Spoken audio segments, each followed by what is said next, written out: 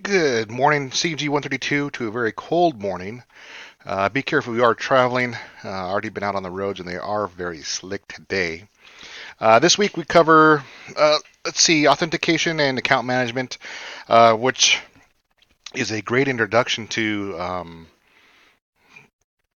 kind of like the segue of this week's extra credit. So if you're looking for a little bit more of a grade boost, here's where to post it. So pay attention to this video. We talk about, let's see, authentication credentials based on what you know, what you have, what you are, what you do, and where you are. Um, so what you know would be like passwords. What you have would be some sort of token. If you're using two-factor authentication, your token would be your cell phone, your email. Biometrics, fingerprint, eyeball, retina scan, palm scan. And if you look into biometrics just a little bit more, you'll see that there's kind of a flaw within the biometrics right now that most can be fooled with a two-dimensional image of what they are to represent. I think that's very interesting to look into. So if you want to take off on that little subject, feel free to. Um, what you do, cognitive biometrics, highly important because it's based off a person's, you can say typing. Basically, if we were in the classroom and this was a face-to-face class, I'd have everyone get out their keyboards and type. I like to party, and you would hear the clicks, the pressing, and the what are they? I forget the exact terms for the keyboard, but the pressing of the button and then the releasing of the button are all different times. So you'd hear a multitude of keyboard clicks at different times, and that would be each person would have a different speed of how they type the sentence I give them. So interesting with that. And once again, where you are, geolocation, in account management, highly important.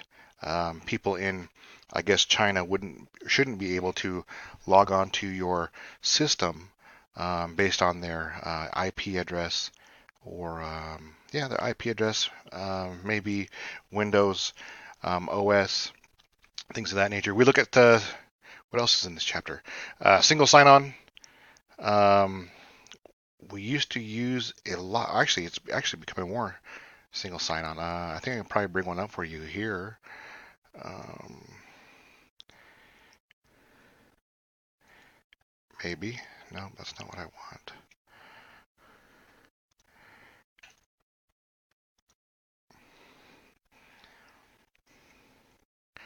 Let's see if it shows it.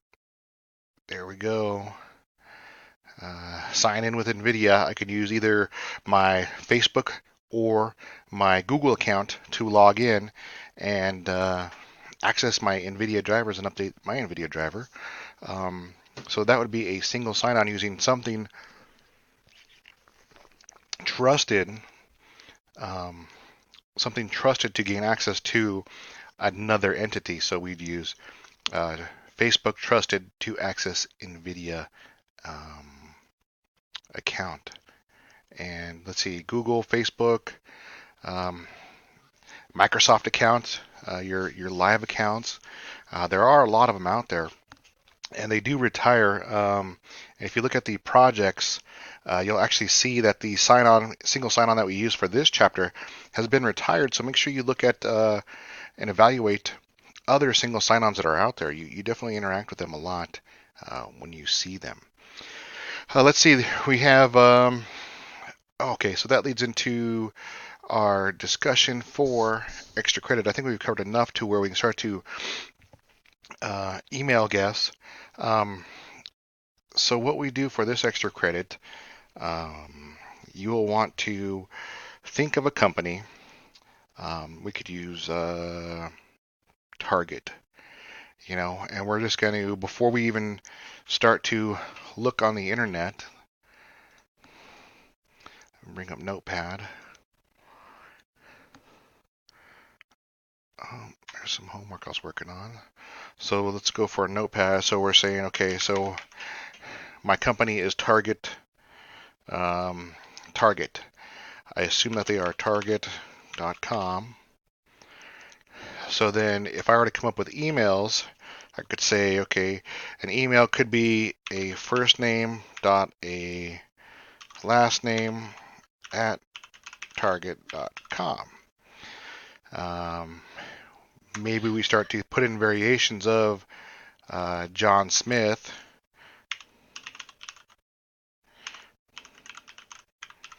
at target.com. Oops. So once I get a few of these in here, a few variations of what these could be, then I'm going to go check target.com and see if I can't verify any of the information, that I did.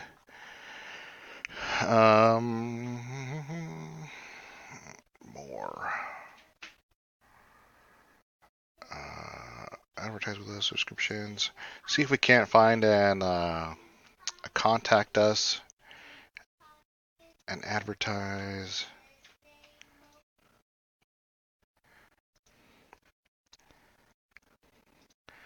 And see if we can't either find an email that verifies this information or does not verify that information that we come with. Target, as we kind of look at, may not be the best because it does not give us a username, but still submit what you did. I'd come up with at least 10 examples. Maybe it's John dot middle name dot Smith. So really push yourself to develop 10 of these, and once you have 10 of these, put them in your email guest extra credit discussion so people can see and then say, you know what, I looked at this site and it is valuable, or it's not valuable, doesn't pertain to it, therefore moved on. Feel free to use big corporation, small corporation, medium-sized corporation. You'll find that everyone will get different results, and basically this is just one way of creating a dictionary of emails, so attackers can basically start launching brute force attacks against email logins. So go ahead and put that in your extra credit email. Once again, if you need any help, feel free to ask in discussion. And that's it for this week.